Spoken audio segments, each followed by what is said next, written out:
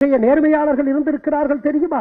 உங்களுக்கு தெரியுமா? ஒரு பெருமகனாரே 1975 அக்டோபர் 2 மாரடைப்பால் மரணித்தார் ஒரு பெருமகனார். 1975 அக்டோபர் 2 மாரடைப்பால் மரணித்தார் ஒரு பெருமகனார்.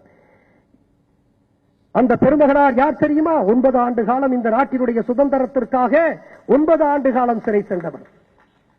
9 ஆண்டு காலம் தமிழகத்தினுடைய முதலமைச்சராக மிகச்சிறந்த நேரிய ஆட்சியை கொடுத்தவர். ஆறுகள் ஓடிய இடத்திலெல்லாம் அணைகளை எழுப்பி விவசாயிகளுக்கு வாழ்வு கொடுத்த பெருமகனார். தான் படிக்கவில்லை என்றாலும் பரவாயில்லை, தான் படிக்கவில்லை என்றாலும் பரவாயில்லை, தான் படிக்கவில்லை என்றாலும் பரவாயில்லை, என் தேசத்து பிள்ளைகள் படிக்கட்டும் என்பதற்காக 3 மைலுக்கு ஒரு கல்விக்கூடத்தை உருவாக்கி கன்னித்தமிழ்நாட்டில் கல்வி புரட்சிக்கு வித்திட்டாரே கர்ம வீரர் பெருந்தலைவர் காமராஜர் பெருமகனார்.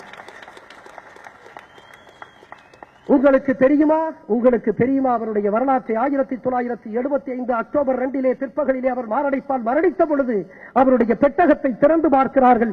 9 ஆண்டு காலம் தமிழகத்தினுடைய முதலமைச்சராக இருந்த பெருமகனார் எவ்வளவு சொத்துக்களை சேர்த்து வைத்திருப்பார் என்று அவருடைய பெட்டகத்தை திறந்து பார்த்த பொழுது ஆச்சரியம். 200 ரூபாய், சில சில்லறை காசுகள், 5 வேட்டி சட்டை மட்டும்தான் அந்த பெருமகனாருக்கு சொத்தாக இருந்தது என்று எண்ணி பார்த்தால் ஆச்சரியமாக இருக்கிறது.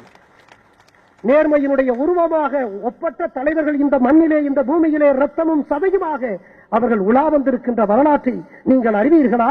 அன்பிற்குரியவர்களே,